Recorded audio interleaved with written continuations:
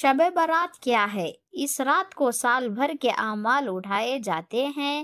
رسول اللہ صلی اللہ علیہ وسلم نے فرمایا کہ جب شعبان کی 15ویں رات آتی ہے تو ملک الموت کو ایک کتاب دی جاتی ہے اور کہا جاتا ہے کہ جس کے نام اس کتاب میں لکھے ہوئے ہیں ان کی روحیں قبض کرو۔ السلام علیکم دوستوں، شب برات شعبان کی 15ویں تاریخ کو منایا جاتا ہے، اور اس رات کو میرے پیارے نبی صلی اللہ علیہ وسلم صبح کو روزہ رکھتے تھے، اور اس روزے کی فضیلت یہ ارشاد فرمائی ہے کہ 15ویں شعبان کا روزہ ایسا ہے، پچھلے سال 15 سے لے کر اس 15 کے درمیان جتنے بھی گناہ ہوئے ہیں سب کی معافی کروا دیتا ہے۔ سبحان اللہ۔